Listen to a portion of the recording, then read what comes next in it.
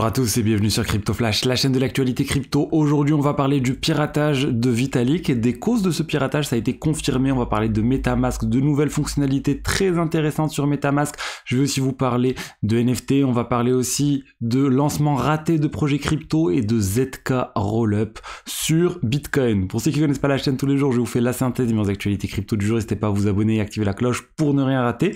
Au niveau du cours des cryptos, on est en hausse aujourd'hui. Un Bitcoin à 26 000 $, plus 4%. Ether plus 2,5%, alors le marché plus 1,4% globalement, mais regardez comment ça fait peur quand on se connecte sur CoinMarketCap et qu'on voit que la market cap des cryptos vient de baisser de 64% avec 364 milliards. Ça semble être juste un bug, hein. Regardez, 364 milliards, c'est pas du tout cohérent, juste la market cap du Bitcoin fait 510 milliards, donc petit bug sur CoinMarketCap, n'ayez pas peur. Alors je voulais commencer par MetaMask qui vient d'introduire la nouvelle fonctionnalité Snaps en open beta. C'est quoi Snaps? C'est quelque chose qui vous permet de rajouter des fonctionnalités à MetaMask. Vous voyez ça comme un App Store avec des extensions en fait que vous allez pouvoir rajouter sur MetaMask pour utiliser certaines fonctionnalités qui ne sont pas présentes sur MetaMask. Concrètement, si vous voulez interagir avec Solana depuis MetaMask, c'est possible avec le Snaps Solana Wallet. Si vous voulez interagir avec Algorand, avec Aptos ou d'autres blockchains similaires, vous pouvez tout faire depuis le même wallet MetaMask, alors que jusqu'à présent MetaMask c'était valide, ça marchait qu'avec les EVM, les Ethereum Virtual Chain et Virtual Machine, bref, toutes les blockchains qui sont basées sur Ethereum, parce qu'initialement c'est quelque chose qui a été conçu pour Ethereum. Donc voilà, il faut par contre faire attention parce que ce store, c'est comme un store en fait, et a priori ça pourra au final être accessible à n'importe qui veut venir déployer des snaps, donc il faudrait être très vigilant sur les extensions que vous rajoutez parce que potentiellement vous pouvez télécharger une extension qui est malveillante par exemple. Donc voilà, il faut vraiment étudier les choses, c'est l'open beta, il faut tester, il faut voir comment ça marche, mais c'est très intéressant ce que vient de faire MetaMask. Ensuite, on va parler de l'inflation. L'inflation aux États-Unis, on devrait avoir les nouveaux chiffres d'ici demain. Ça arrive demain et ben les économistes s'attendent déjà en fait à une hausse et une baisse. C'est un peu compliqué, disons une hausse de l'inflation globale. En prenant en compte, on parle des États-Unis ici, en prenant en compte l'énergie aussi, l'alimentaire, tout ce qui est alimentaire, on parle de 0,6% en août alors qu'on était à 0,2% en juillet. Et si on exclut tout ce qui est énergie et tout ce qui est alimentaire, on reste sur une baisse en fait de l'inflation. On serait sur 4,3% annuel si on enlève ces deux choses, ce qui est en dessous de juillet, on était à 4,7% annuel. Bref, tout ça pour dire des chiffres un peu contrastés, mais rien de choquant. On attend bien sûr que ça se confirme. L'idée maintenant, ça c'est ce à quoi le marché s'attend. Si ça dévie de manière significative par rapport à ça, là on pourrait vraiment avoir de la volatilité au niveau du marché. Si on est sur ces niveaux-là, on ne devrait pas avoir de surprise au niveau du marché crypto et du marché des actions, tout le marché des actions et des actifs risqués. Je voulais revenir sur Vitalik. Je vous avais dit qu'hier il s'était fait, hier ou avant-hier, il s'était fait pirater. Son compte Twitter a été piraté, il a été utilisé pour voler 700 000 $. Maintenant, je vous avais dit qu'hier, on se doutait que c'était à cause d'un SIM swap. Donc là, on a la confirmation. Vitalik a confirmé que c'était bien un SIM swap. C'est quoi le SIM swap? C'est un attaquant qui a réussi à convaincre T-Mobile, qui est l'opérateur téléphonique de Vitalik, de transférer la ligne de Vitalik sur une carte SIM dont l'attaquant avait possession, enfin que l'attaquant possédait.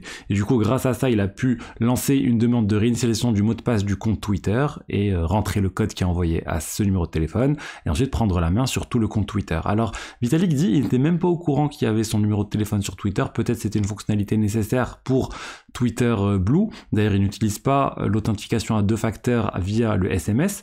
Mais ce qu'il faut savoir, c'est que sur Twitter, même si vous n'utilisez pas l'authentification à 2 facteurs via SMS, et ben si vous avez rentré votre numéro de téléphone à un moment ou un autre, par exemple pour vous inscrire à Twitter Blue, et ben potentiellement ça peut être utilisé pour réinitialiser votre mot de passe.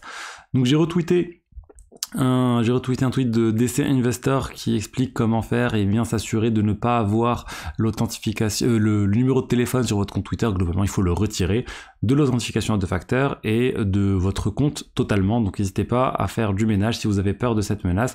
Le risque, voilà, c'est que quelqu'un se fasse passer par vous et qui prenne la main sur votre compte Twitter. C'est aussi valide pour les exchanges où vous avez rentré un numéro de téléphone.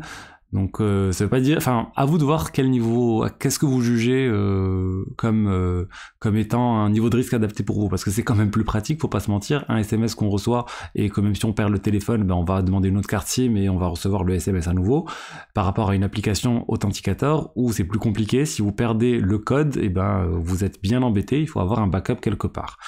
Donc bon, il y a plusieurs niveaux de risque, à vous de voir comment comment vous allez faire si jamais vous perdez votre téléphone par exemple, et juste prenez des précautions.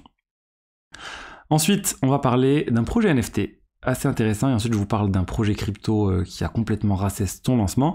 Le projet NFT, c'est Milady, très très gros projet NFT connu. Elon Musk avait tweeté Milady et ça avait pas mal augmenté. Et en fait, Milady vient de se faire voler $1 million de frais. Ils avaient lancé un service dernièrement et tous les frais associés à ce service viennent d'être volés. Ça serait un développeur de l'écosystème Milady qui aurait volé cet argent. Ils auraient aussi pris la main sur un certain nombre de comptes Twitter. Il y a une sorte de guerre interne sur Milady actuellement. Et voilà, du coup ils ont perdu tout ça, ils connaissent l'identité de la personne qui a réalisé ce piratage ou ce vol, et on va voir s'ils vont réussir à récupérer tout cet argent, mais bon, ça ne met pas non plus en risque tout le projet Milady. Ensuite, vraiment je voulais vous parler là d'un lancement de token qui vient d'avoir lieu, qui était assez attendu et qui a été complètement raté à cause d'un problème de sécurité. Je vous parle ici de Banana Gun. Banana Gun, c'est un bot Ethereum pour pouvoir obtenir des cryptos rapidement lors du lancement d'une certaine crypto. Ça les achète rapidement, ça va jusqu'à bribe, à inciter les validateurs Ethereum à faire passer les transactions en premier. Ils venaient de lancer leur token, le token Banana, pour avoir un partage de revenus avec les utilisateurs. Et en fait, ils ont fait une très grosse erreur. Et au final, en fait, en réfléchissant, c'est même pas une problématique de sécurité, c'est pas un piratage en tant que tel, c'est juste un gros bug dans leur smart contract. Concrètement, il fallait que lors de chaque transaction qui soit réalisée, il y ait 4% de taxes qui aillent chez le smart contract pour pouvoir ensuite faire un partage de revenus, etc. Le problème, c'est que cette taxe de 4% n'était jamais prélevée. Ils ont mal fait les choses dans leur code, et ce qui faisait que ce qui était déduit du trade de la personne qui réalisait le trade, c'était pas les 4%. C'est comme si vous réalisez votre trade et vous avez 4% qui restait en plus sur votre wallet, alors que normalement ces 4% devaient aller vers le smart contract. Bref, un très gros bug qui fait que tout le partage de revenus ne peut pas fonctionner.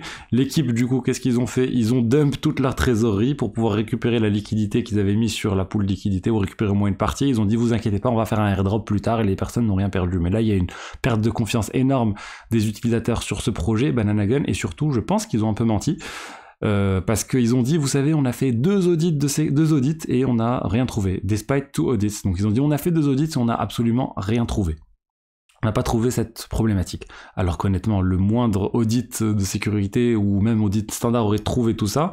D'ailleurs, il y a quelqu'un qui a posté sur Twitter qu'ils ont, juste en faisant passer le code de Banana Gun via ChatGPT, qui est vraiment nul en détection d'audit, enfin de failles de sécurité ou de bugs de sécurité, il a réussi à trouver le problème. Je pense qu'ils n'avaient pas du tout fait d'audit, et voilà, et qu'au final, ça leur a coûté très cher. Pour finir, je voulais vous parler du Bitcoin et d'un article qui vient d'être publié sur Bitcoin Magazine qui explique que les ZK Rollup arrivent sur Bitcoin. Il dit qu'il y a 2 projets différents qui sont en train de travailler sur les ZK Rollup sur Bitcoin. C'est quoi les ZK Rollup? C'est quelque chose qu'on a déjà vu sur Ethereum pour pouvoir réaliser plus de transactions sur le réseau Bitcoin. Et là, c'est aussi la notion de smart contract qui rentre en compte, pour lancer des programmes sur sur les layers 2 du Bitcoin, où on a à faire tourner des applications, etc. Et au final, qui seraient sécurisés en partie par le réseau Bitcoin. Pourquoi je dis en partie? Parce que c'est très compliqué. J'attends de voir les choses avant de concrètement voir comment ça marche, ces layer 2, ce ZK Rollup sur le Bitcoin. Est-ce qu'il y aura vraiment tout l'aspect sécurité du Bitcoin, etc. Parce que je pense qu'il y a un certain nombre de composants qui ne peuvent pas être là, vu que le Bitcoin ne possède pas cette couche initiale de smart contract. J'attends de voir, mais c'est déjà bien qu'il y ait plusieurs tentatives de ce type. On a plusieurs projets qui se disent déjà être des sortes de layer 2 sur le Bitcoin. On peut penser à Stacks, le vrai layer 2, on va dire, que tout le monde s'accorde à dire que ça reste un layer 2, c'est la stratégie pour les core dev Bitcoin, le Lightning Network. Là, il n'y a pas de problème à ce niveau-là, mais ça fait que des transactions, ça fait pas des smart contracts. Donc on va voir si ces ZK Rollup vont apporter plus de fonctionnalités sur le Bitcoin, pourquoi pas. Voilà ce que j'avais à vous dire aujourd'hui sur les actualités crypto du jour. J'espère que le contenu vous a plu. Si c'est le cas, n'hésitez pas à liker, à commenter, à vous abonner. Et je vous dis à demain pour la suite. Au revoir.